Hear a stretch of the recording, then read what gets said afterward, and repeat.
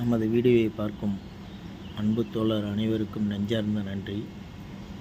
நமது சேனலை சப்ஸ்கிரைப் பண்ணி லைக் பண்ணி ஷேர் பண்ணும் அனைத்து உள்ளவங்களுக்கும் மீண்டும் ஒரு முறை நன்றியை தெரிவித்துக் கொள்கிறோம். வாங்க வீடியோக்குள் போவோம். அதாவது இந்த கோவை சம்பவத்தை பற்றி ஏற்கனவே நம்ம வீடியோ போட்டாச்சு. திருப்பி அதை பற்றி பேச வேண்டியதில்லைன்னு நினச்சாலும் சமூக வலைத்தளங்களில் நடக்கிற சில செயல்களை வச்சு திருப்பி பேசுகிற மாதிரி போகுது. என்ன செயல்?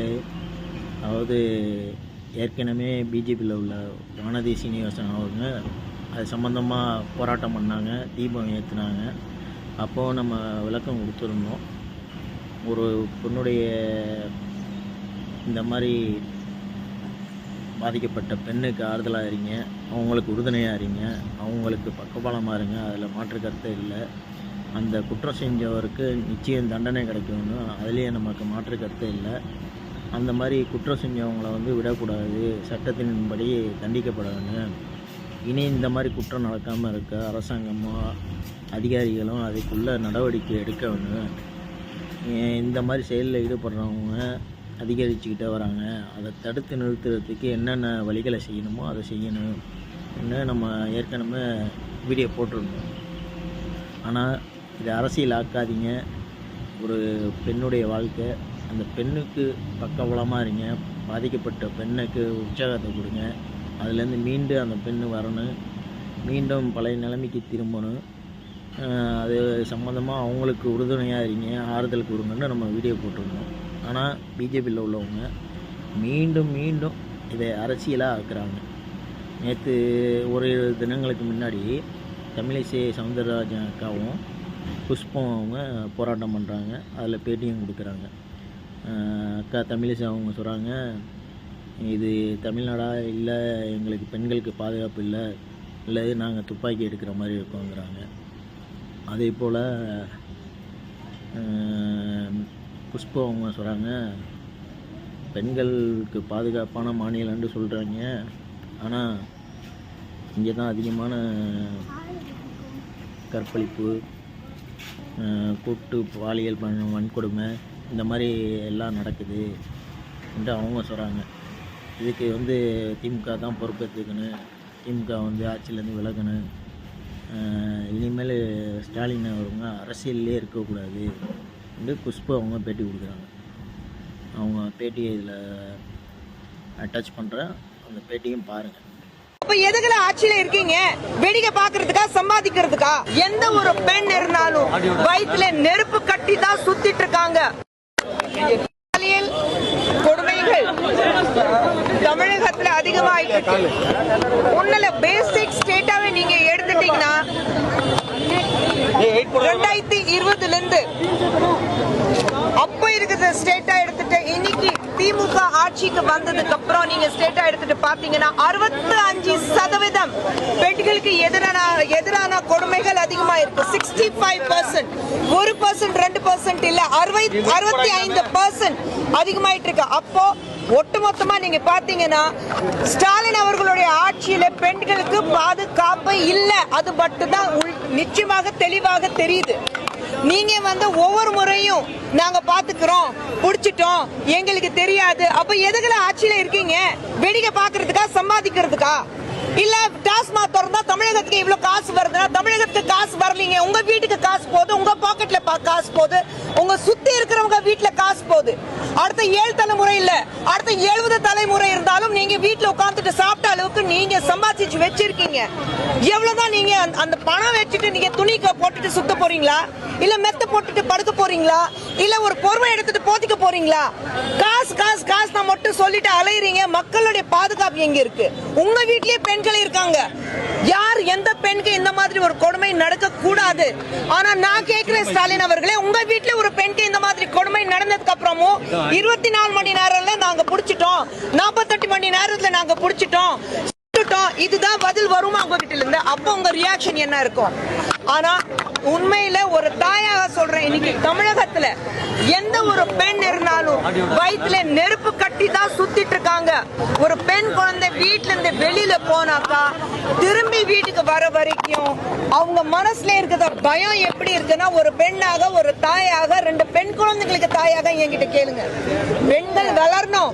இன்னைக்கு நம்மளுடைய பிரதமர் மோடி அவர்கள் நாரி சக்தி தான் சொல்லிட்டு இருக்காரு. பெண்களுக்காக எவ்வளவு நல்ல விஷயங்கள், எவ்வளவு நல்ல திட்டங்கள், ஒவ்வொரு இடத்துல பெண்கள் முன்னேறணும்னு நம்ம சொல்லிட்டு இருக்கோம். இப்போ சமீபத்துல ஐசிசி வேர்ல்ட் கப் பெண்கள் தான் ஜெயிச்சிருக்காங்க. இவ்வளோ நல்ல விஷயங்கள் நடக்கும் போது தமிழகத்துக்கு மட்டும் ஒரு பாசிட்டிவ் நியூஸ் இந்த தமிழகத்துல திமுக ஆட்சி வந்ததுல இருந்து இது நல்லது, பெண்களுக்காக இவ்வளவு நல்ல விஷயங்கள் நடந்திருக்கு சொல்ல முடியுமா? இந்த 5 வருடங்களாக நீங்க பாத்தீங்கன்னா 6 மாதத்துல உங்களுக்கு எலெக்ஷன் இருக்கு.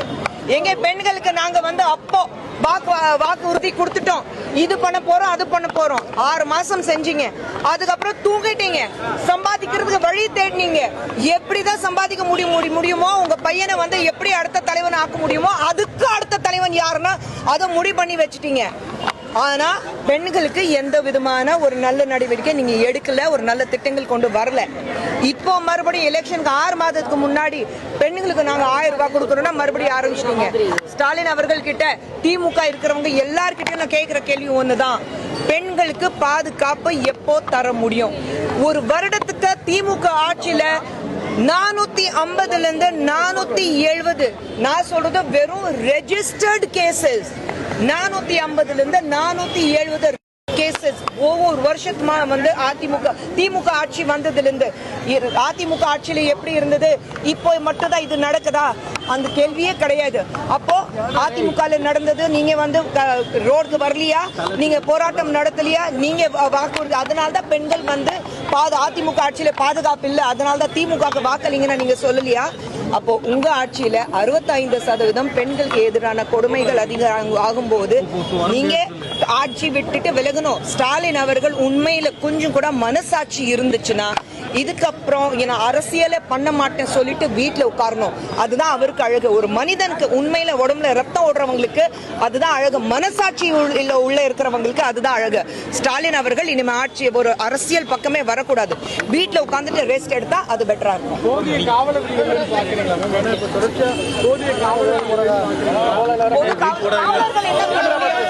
லா அண்ட் ஆர்டர் உங்களுக்கு சிஎம் ஆட்சிக்கு சிஎம்க்கு கீழே வரதானே வருது.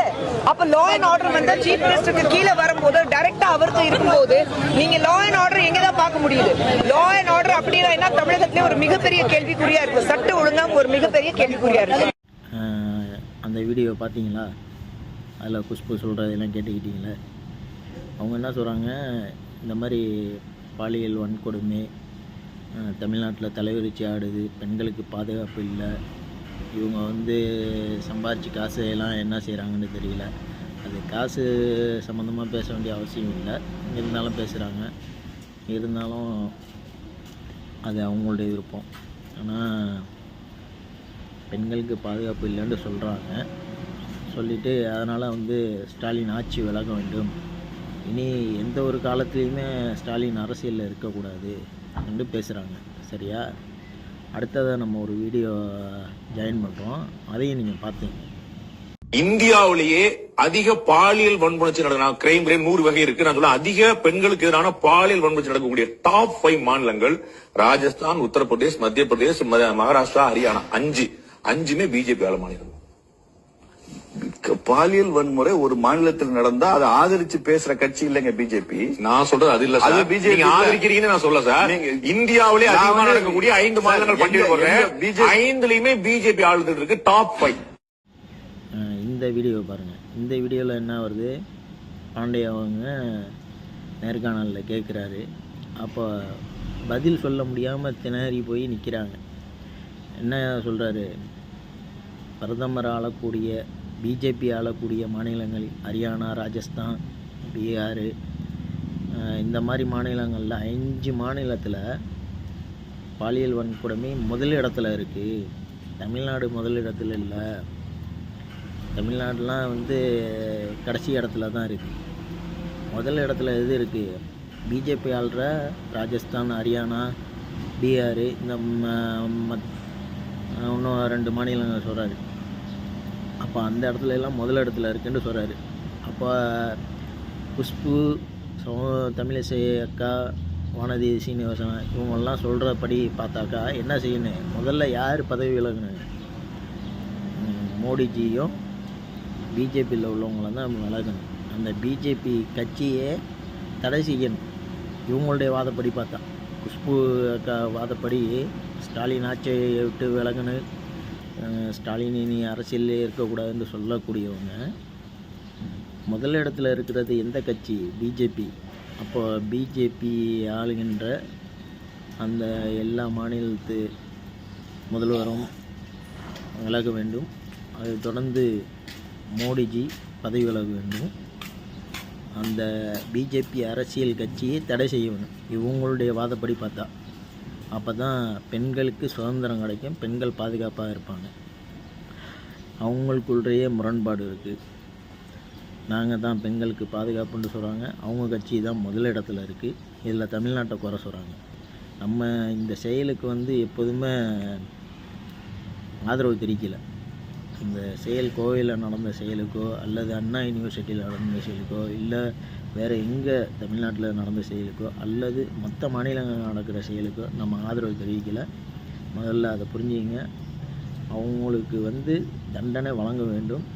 குற்றம் செஞ்சவங்க தண்டனை வழங்க வேண்டும். அவங்க தண்டிக்கப்படக்கூடியவங்க. அதே சமயத்தில் பாதிக்கப்பட்டவங்களுக்கு நம்ம உறுதுணையாக இருக்கணும், அவங்களுக்கு சப்போர்ட்டாக இருக்கணும். அதில் மாற்று கருத்தே இல்லை. அதே சமயம் இந்த மாதிரி பாதிக்கப்பட்ட பெண்களை வைத்து அரசியல் செய்யாதீங்கிறது தான் நம்முடைய கோரிக்கையாக இருக்குது. ஒரு பெண்ணு பாதிக்கப்பட்டிருக்காங்க, பாலியல் வன்கொடுமையால், கூட்டு பாலியலால் அவங்களுடைய வாழ்க்கை சீரழிக்கப்பட்டிருக்கு. அவங்களுக்கு உறுதுணையாக இருந்து, அவங்களுக்கு பக்கபலமாக இருந்து, அவங்களுக்கு உதவியாக நீ இதுலேருந்து முன்னேறி வரணும், இதெல்லாம் ஒரு இதாக எடுத்துக்காத, நீ தைரியமாரி ஆறுதல் கூற வேண்டிய நம்ம அந்த பெண்ணை வச்சு அரசியல் பண்ணுறாங்கும் போது அசிங்கமாக இல்லையா? அதனால தான் இந்த வீடியோ போடுறோம். புஷ்பா அவங்களே நீங்கள் அடுத்ததாக உள்ள வீடியோவும் பாருங்கள். பாண்டே கேட்குற கேள்விக்கு நீங்கள் என்ன பதில் சொல்ல போகிறீங்க? அப்போ ஹரியானா மாநிலம், ராஜஸ்தான் மாநிலம் அதை ஆள்ற இந்திய பிரதமர் எல்லாம் பதவி விலகிடுவாரா? அந்த அரசியல் வாழ்க்கையை விட்டு விலகிடுவாங்களா? அந்த கட்சியை தடை செஞ்சுடுவீங்களா? அதுக்கு கோரிக்கை வைப்பீங்களா என்பது தான் நம்முடைய கேள்வியாக இருக்குது. மீண்டும் ஒரு வீடியோவில் சந்திப்போம். நன்றி. இது நான் பேசுவது சரிண்டா நம்முடைய வீடியோவை லைக் பண்ணி ஷேர் பண்ணி நம்ம சேனலை சப்ஸ்கிரைப் பண்ணுங்கள். நன்றி.